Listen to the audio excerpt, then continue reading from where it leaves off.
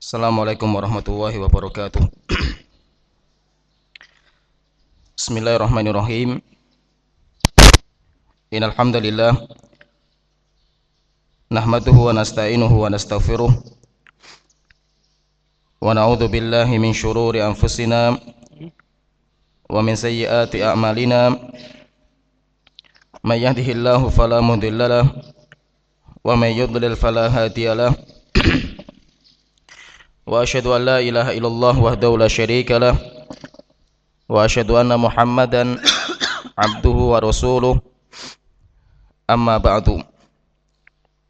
Sidang jemaah, Bapak-bapak, ibu-ibu dan semua hadirin yang dirahmati oleh Allah Ta'ala. Pertama, kita bersyukur kepada Allah Ta'ala yang masih memberikan kita karunia dan hidayah, sehingga pada kesempatan kita kali ini kita bisa berkumpul di Masjid Imam Syafi'i untuk mengkaji ilmu yang sangat mulia dan utama, yaitu mengkaji firman Allah dan kalamnya, yaitu Al-Quran yang diturunkan sebagai hidayah dan petunjuk bagi manusia.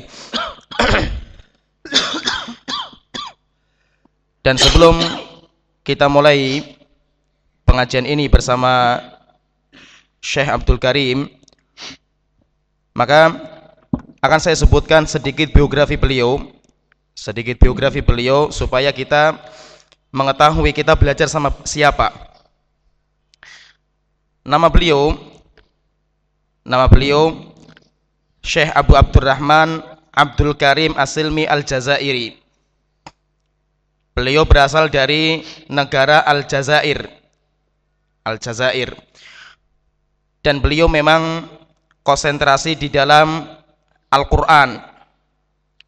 Beliau menghafal Quran sampai menghatamkan di kampung beliau sendiri, belajar sama Syekh Sahwan Muhammad As-Saghir.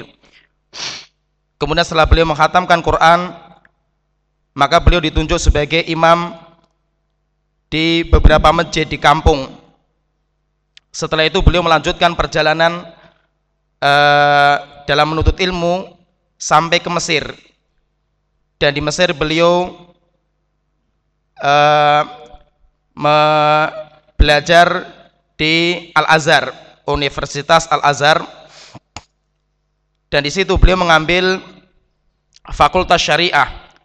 Akan tetapi di Al-Azhar ini ketika itu masih banyak ulama-ulama yang mumpuni dalam ilmu Al-Quran, sehingga beliau konsentrasi di dalam mempelajari Al-Quran dan mengambil sanad kepada ulama-ulama di zamannya.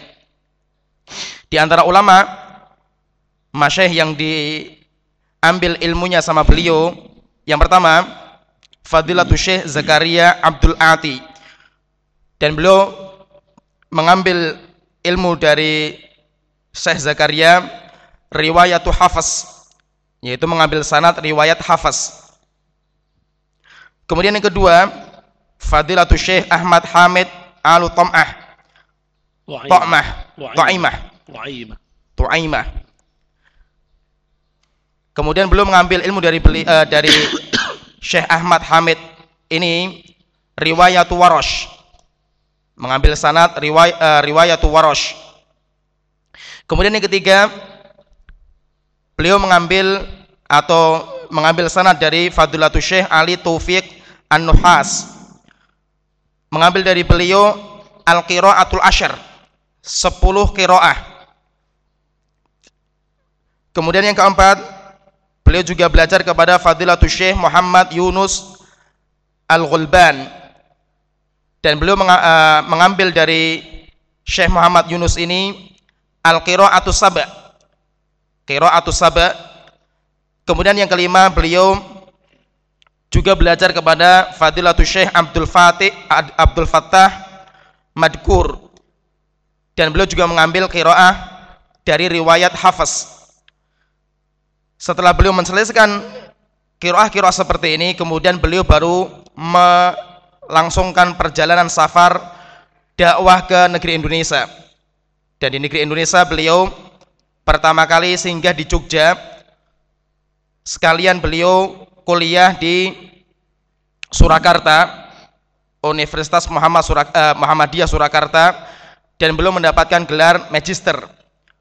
Kemudian setelah itu beliau pindah-pindah dan sekarang domisili beliau berada di Tasikmalaya, di Pondok Pesantren Ihya Usunnah. Beliau sekarang tinggal di Tasikmalaya. Alhamdulillah, kita bersyukur kepada Allah Ta'ala. Pada hari ini beliau meluangkan waktu untuk bisa singgah ke Pekalongan, dan kita mengadakan daurah selama 2 hari untuk mengambil ilmu dari beliau, karena ilmu Al-Quran di negeri Indonesia ini masih sangat jarang sekali. Oleh karena itu, kesempatan sebaik-baik ini hendaknya kita gunakan dengan sebaik-baiknya. Kita luangkan waktu, beliau saja meluangkan waktu untuk bisa mengajar kita, maka hendaknya kita sebagai tuan rumah di sini, kita pun juga harus bisa meluangkan waktunya mengikuti daurah ini sampai selesai selama 2 hari. Nah, ini mungkin biografi ringkas tentang beliau. Insya Allah kita mulai pengajian. Yatafaddal mashkura. Bismillahirrahmanirrahim. Innal hamdalillah ta'ala nahmaduhu wa nasta'inuhu wa nastaghfiruh wa na'udzu billahi min shururi anfusina wa min sayyiati a'malina. Man yahdihillahu fala mudilla lahu wa man yudlil fala hadiya lahu. وأشهد أن لا إله إلا الله واحد أحد فرد صمد لم يلد ولم يولد ولم يكن له كفوا أحد. وأشهد أن محمدا عبده ورسوله صلى الله وسلم وبارك عليه. ونشهد أنه قد بلغ الرسالة وأدى الأمانة ونصح لهذه الأمة وكشف عنها الغمة ومحى الظلمة وأنار السبيل وجاهد في الله حق جهاده حتى أتاه اليقين، ونحن على ذلك إن شاء الله من الشاهدين.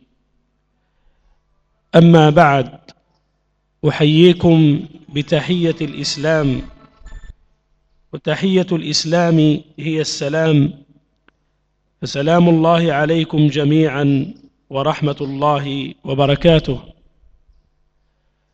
وقبل أن أبدأ في هذه المحاضرة أحيي الحاضرين والحاضرات ونقول لهم مرحبا بكم في هذا المسجد العامر، ونسأل الله سبحانه وتعالى أن يوفقكم وأن ينفع بكم أجمعين. كما أتقدم بالشكر للإخوة القائمين على هذا المسجد المبارك، مسجد الإمام الشافعي، وعلى رأسهم رئيس المركز أو رئيس هذا المسجد أو رئيس مؤسسة الزبير ابن العوام، فجزاه الله خير الجزاء ووفقه لكل خير. كما أثني الشكر كذلك للأستاذ الطبراني وكل من ساهم في نشر هذا العلم وهو علم القرآن، فنسأل الله سبحانه وتعالى أن يوفقكم جميعا لما يحبه ويرضاه. أما بالنسبة للموضوع الذي سنتكلم فيه، هو موضوع بلا شك موضوع مهم ويحتاج إلى دراسة عميقة، ويحتاج كذلك إلى التطبيق، لأن الدراسات قد كتبت ولكن تحتاج إلى التطبيق عمليا، وهذا ما سنبحثه إن شاء الله عز وجل خلال هذه الساعة أو هذا الوقت الذي خصص لهذه المحاضرة.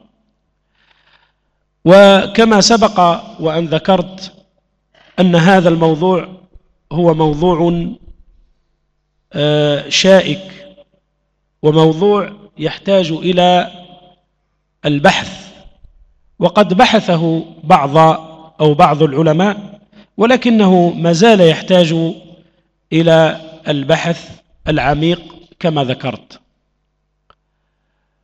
أولا، قبل أن نتكلم على التلقي وكيف يتلقى القرآن وعلى من يؤخذ القرآن، لا بد وأن نتكلم على القرآن الكريم كيف وصل إلينا نحن، ومن هذا المنطلق إن شاء الله عز وجل نستطيع أن نصل إلى المبتغى والنتيجة التي نرجوها جميعا. القرآن الكريم كما تعلمون هو كلام الله سبحانه وتعالى، المنزه عن الخطأ، المنقول إلينا بالتواتر، المتعبد بتلاوته. نزل على النبي صلى الله عليه وسلم في مدة قضاها بين مكة والمدينة في مدة 23 سنة، وهذا التعريف متعارف عليه بين العلماء. إذن هذا كلام الله وهو القرآن. ثم القرآن الكريم بدأ ينزل على النبي صلى الله عليه وآله وسلم، ونقول أن علم القرآن وعلم التجويد أو علم الترتيل إن صح التعبير هو أقدم علم على الإطلاق. إذا سئلت ما هو أقدم علم تقول علم الترتيل وعلم التجويد هو أقدم علم أو هو أقدم العلوم. كيف لا وهو يختص بهذا الكتاب العظيم وهو القرآن الكريم. إذن القرآن بدأ ينزل على حضرة النبي صلى الله عليه وآله وسلم، وكما تعلمون جميعا أن أول ما نزل على النبي صلى الله عليه وسلم هو اقرأ باسم ربك الذي خلق، خلق الإنسان من علق، اقرأ وربك الأكرم، الآيات. إذن هذا أول ما نزل من القرآن الكريم. والقرآن الكريم نزل متلوا ونزل كذلك مكتوبا رسما ونزل كذلك تفسيرا أو معنى. إذن لا بد وأن نتفق على هذه الأشياء الثلاث، يعني متلوا ومكتوبا وكذلك ماذا؟ رسما. ولذلك الإمام ابن الجزري رحمه الله في بداية المقدمة الجزرية ذكر هذه العلوم الثلاث، وهذه العلوم مهمة. ويدخل كذلك في قراءة القرآن علم الوقف والابتداء الذي سنتكلم عنه إن شاء الله، وهو أهم المباحث أو أهم مباحث علوم القرآن التي سنتكلم عنها بإذن الله عز وجل. Bismillahirrahmanirrahim. Beliau Syekh Abdul Karim memulai pengajian kita kali ini dengan memuji Allah Ta'ala dan bersalawat kepada Rasulullah SAW. Dan Rasulullah SAW telah menjalankan tugas yang paling utama sebagai seorang nabi, yaitu menyampaikan syariat Allah Ta'ala kepada umatnya. Dan sumber syariat Allah yang paling penting adalah Al-Quran. Rasulullah SAW menyampaikan kepada kita Al-Quran dengan sebaik-baiknya. Kemudian beliau Syekh Abdul Karim menyambut hadirin dengan sambutan Islam, dan Islam menyambut saudaranya dengan sambutan salam. Tahiyat atau sambutan yang paling tinggi dalam Islam adalah ucapan salam. Kemudian setelah itu beliau berterima kasih kepada hadirin yang telah menghadiri pengajian kita kali ini. Kemudian juga beliau berterima kasih kepada setiap orang-orang yang telah mencurahkan usaha dan tenaganya untuk berlangsungnya daurah kita kali ini, dari panitia, demikian juga yayasan dan takmir masjid yang telah memberikan sarana dalam daurah kita kali ini. Kemudian beliau mengkhususkan terima kasih beliau kepada ketua yayasan, demikian juga mudir Ma'had Zaid bin Thabit yang telah mengawali daurah Al-Quran yang berlangsung di masjid ini. Kemudian beliau berbicara tentang tema yang akan kita bahas. Tema yang akan kita bahas tentang keutamaan Al-Quran, pentingnya ilmu tajwid. Ini merupakan materi yang membutuhkan pelajaran yang mendalam. Demikian juga membutuhkan untuk praktek langsung. Karena Al-Quran bukan hanya ilmu teori, akan tetapi Al-Quran, tajwid, demikian juga sanad, ini adalah ilmu tatbiki, yaitu ilmu yang langsung membutuhkan praktek. Dan para ulama telah menulis pembahasan seperti ini dengan tulisan yang panjang lebar, karena memang materi yang kita bahas ini membutuhkan pelajaran yang mendalam, karena para ulama sudah mengarang kitab-kitab dalam masalah ini. Dan pembahasan kita tentang bagaimana ilmu Al-Quran seperti tajwid, demikian juga talaki, demikian juga bagaimana mengambil sanad, ini semuanya merupakan ilmu yang panjang, tidak bisa didapatkan dengan cara instan, membutuhkan waktu yang panjang sehingga orang bisa mendalami. Karena Al-Quran lautan yang tidak ada tepinya. Orang mengkaji ilmu Al-Quran, semakin dikaji maka semakin banyak kekurangan, tidak akan habis ilmu Al-Quran untuk dikaji. Namun sebelum kita mempelajari tentang ini, sebelum kita menyelam ke lautan yang sangat dalam, lautan yang tidak ada tepinya, maka perlu kita memahami bagaimana Al-Quran itu sendiri, bagaimana Al-Quran itu bisa sampai kepada kita. Maka Al-Quran, kata para ulama, Al-Quran itu adalah kalamullah. Al-Quran itu adalah firman Allah, al-munazzah anil khata', firman Allah yang suci dari kesalahan, tidak ada kesalahan sama sekali, yang diturunkan kepada Rasulullah SAW dan dibaca dengan bahasa Arab, dan orang ketika membacanya pun dia mengharapkan pahala, bisa mendapatkan pahala dari bacaannya.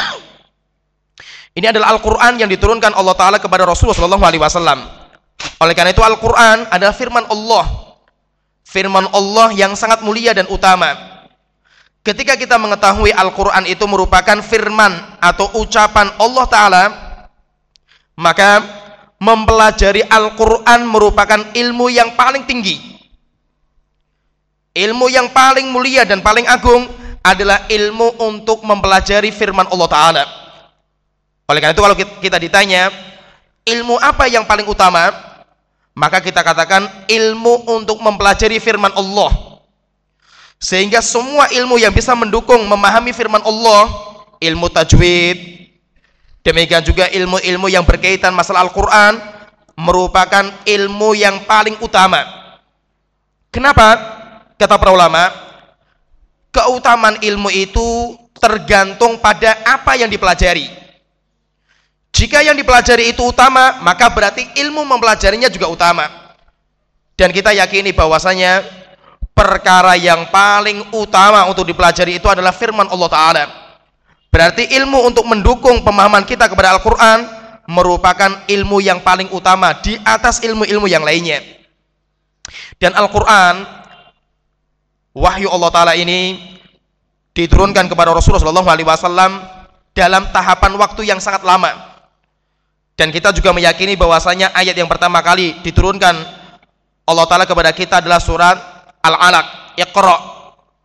Kemudian surat-surat yang lainnya diturunkan sampai beliau meninggal dunia, 23 tahun diturunkan oleh Allah Ta'ala. Dan Al-Quran yang diturunkan sama Allah Ta'ala ini mencakup 3 perkara. Yang pertama bacaan, yaitu memang bacaannya dari Allah Ta'ala. Rasulullah SAW mendapatkan wahyu bacaan Al-Quran langsung. Kemudian yang kedua, penulisan, sehingga penulisan pun dari wahyu dari Allah Ta'ala. Kemudian yang ketiga, pemahaman. Tiga ini merupakan inti dari ilmu Al-Quran: bacaan, penulisan, kemudian pemahamannya. Ini merupakan inti dari ilmu Al-Quran. Oleh karena itu Imam Al-Jazairi dalam muqaddimah kitabnya menyebutkan tentang tiga permasalahan ini. Inti dari ilmu Al-Quran itu yang diturunkan Allah Ta'ala kepada Rasulullah SAW mencakup tiga perkara ini: tata cara bacaannya, tata cara penulisannya, demikian juga tata cara memahaminya.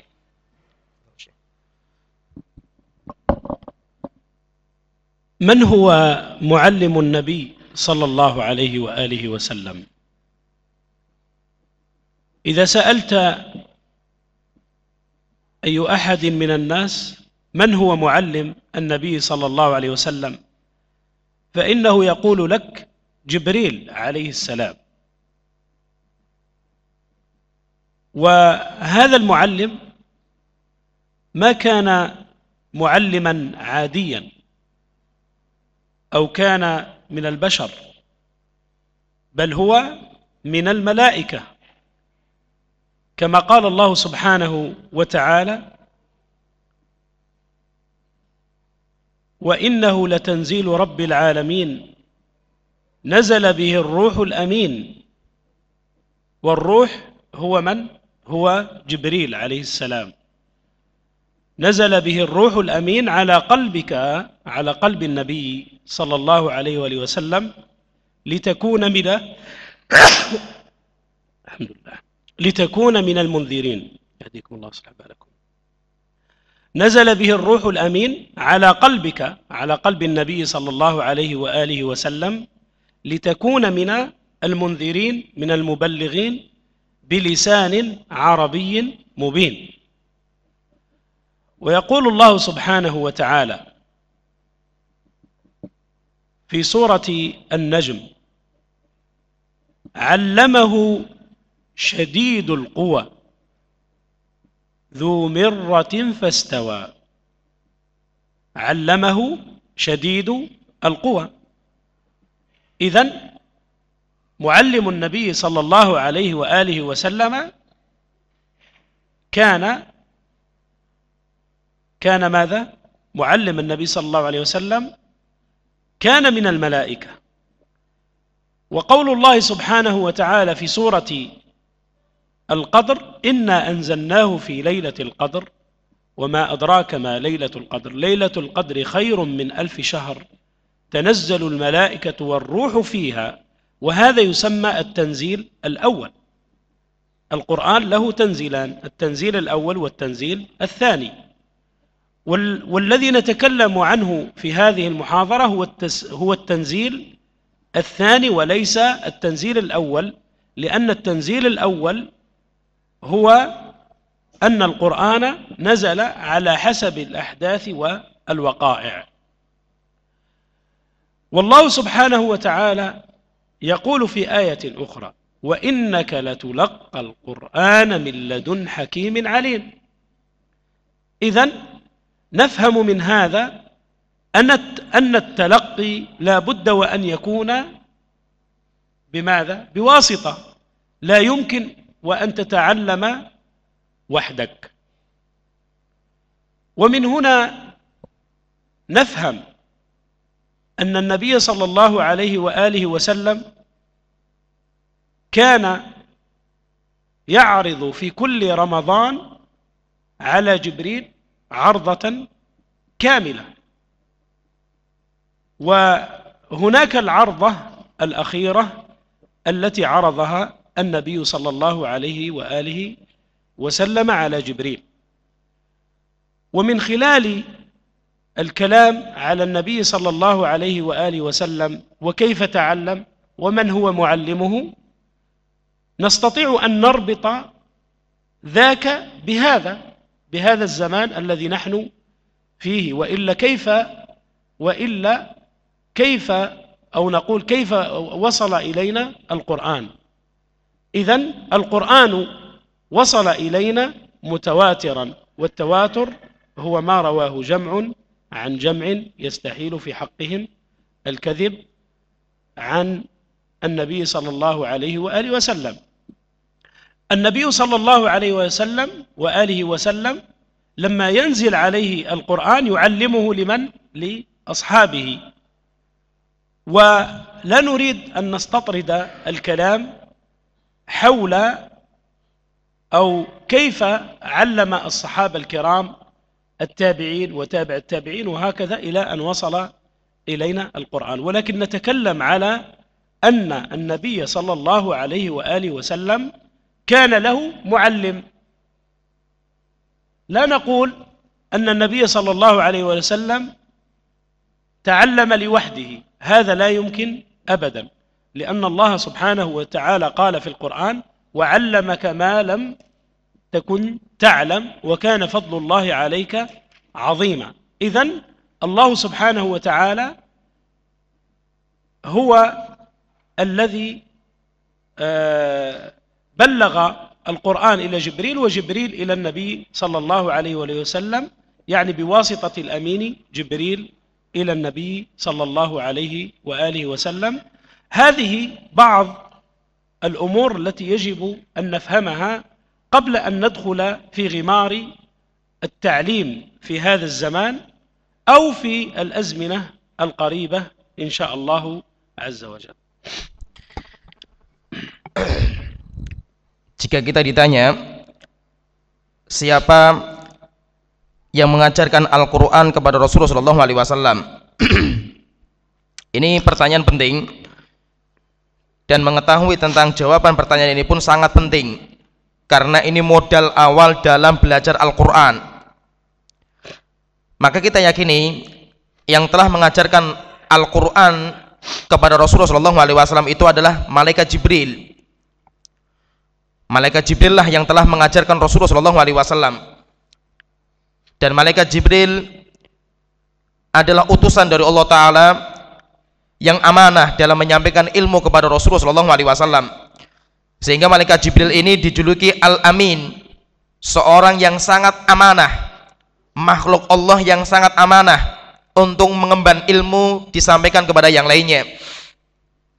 Allah Ta'ala berfirman, wa innahu latanzilu rabbil alamin, sesungguhnya Al-Quran adalah wahyu yang Allah telah turunkan, nazala bihi ruhul amin, dan yang membawanya ke bumi yaitu kepada Rasulullah SAW itu adalah ruhul amin.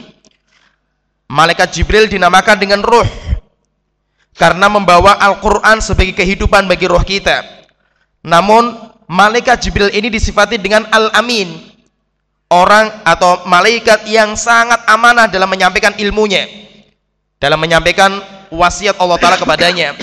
Ala qalbika litakuna minal mundhirin, Malaikat Jibril membawa Al-Quran kepada engkau Muhammad di hati engkau, supaya engkau termasuk orang-orang yang akan memberikan peringatan. Bilisanin arabiyyin mubin, dan Al-Quran diturunkan kepada engkau dengan bahasa Arab yang sangat jelas. Berarti yang mengajarkan Al-Quran kepada Nabi kita Muhammad SAW adalah Malaikat Jibril. Allah Ta'ala juga berfirman dalam surat Najm, allamahu syadidul quwa dzu mirratin fastawa, yang telah mengajarkan Al-Quran kepada Muhammad itu adalah syadidul quwa, Malaikat Jibril yang memiliki kekuatan, yang bisa menyampaikan ilmu kepada Rasulullah SAW. Demikian juga Allah Ta'ala sebutkan dalam surat Al-Qadr, inna anzalnahu fi lailatul qadar. Kemudian setelah terakhir Allah Ta'ala mengatakan tanazzalul malaikatu warruh, malaikat turun kemudian ruh, yaitu Malaikat Jibril turun membawa wahyu dari Allah Ta'ala kepada Rasulullah SAW.